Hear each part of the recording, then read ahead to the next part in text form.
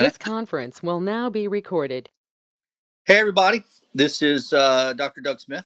It's 1 o'clock, so it's time for our Monday through Thursday 1 p.m. podcast. This is a podcast where you will hear the science about what actually happened in the opioid crisis. That's what we do here. We cover science. And speaking of which, a very important part of covering the science of what happened in the opioid crisis is to know what is and what is not science. Because that's really what this opioid crisis comes down to. What is and what is not science?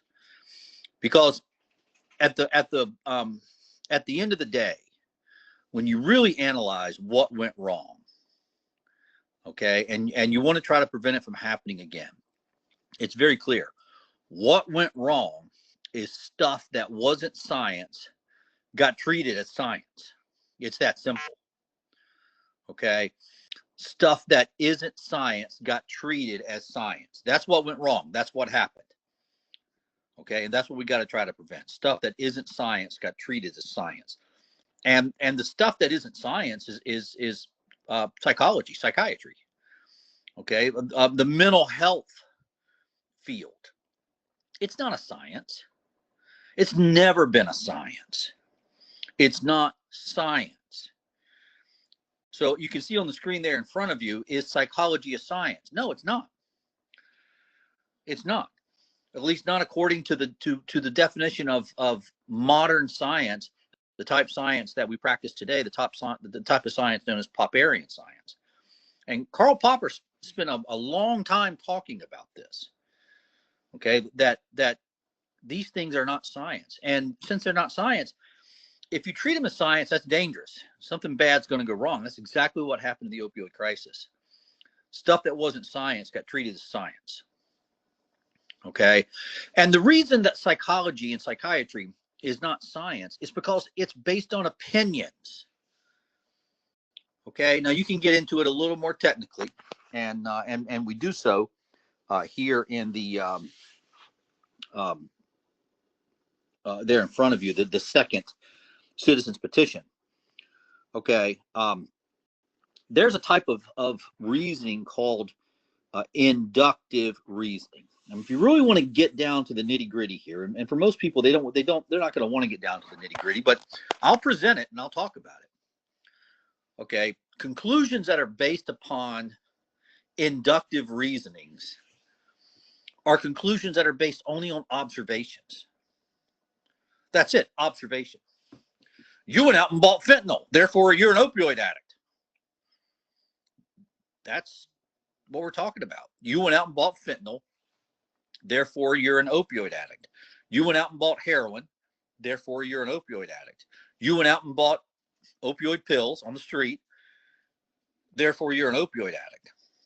Okay, that's called inductive reasoning. It's based on an observation. Okay, they saw that you were going out and buying fentanyl. They saw that you were going out and buying heroin. They saw that you were going out and buying pills.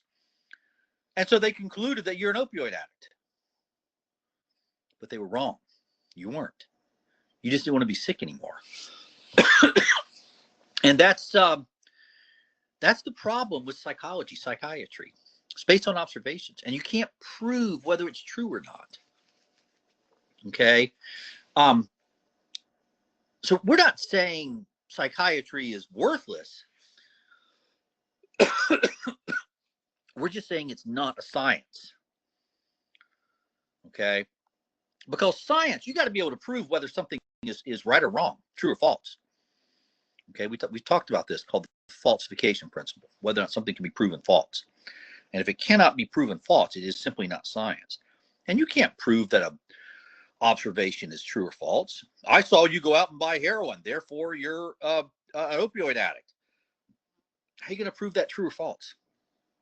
What test are you going to use? There isn't one. It's just an observation. And so if you start treating psychiatry as a real science, okay, that's where you're going to get in trouble. Okay, psychiatry itself is not a danger, but when it's treated as a science, it becomes a danger because it's not a science.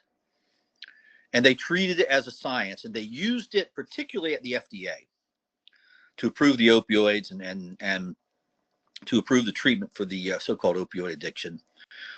And boy, look at the mess. Look at the mess that came out of that.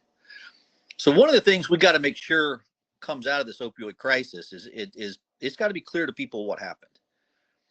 Okay, these psychiatrists, these addiction experts, okay, they may be experts, but they're just flat out wrong on this opioid addiction thing, and they're not using science. Okay, so we'll talk about this a lot.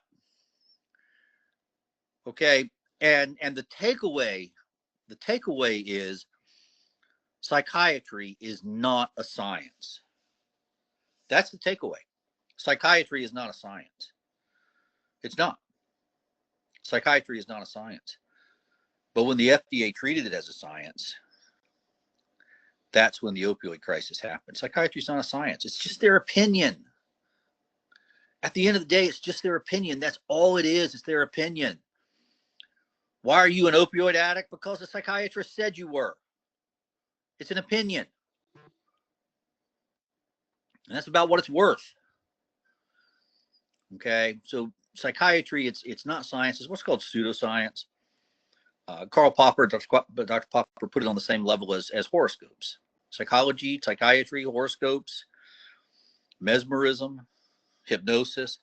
These were all on the same playing field as far as Dr. Karl Popper, the father of modern science, was concerned. He wrote a lot about this. Okay, I actually put one of his quotes in the second Citizens Petition. It was from 1919, I believe.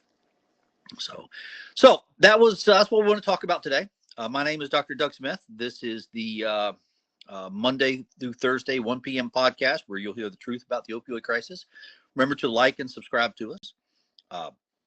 Put us on your social media. Put us on everybody else's social media. Let's get the word out there, and we will see you guys tomorrow.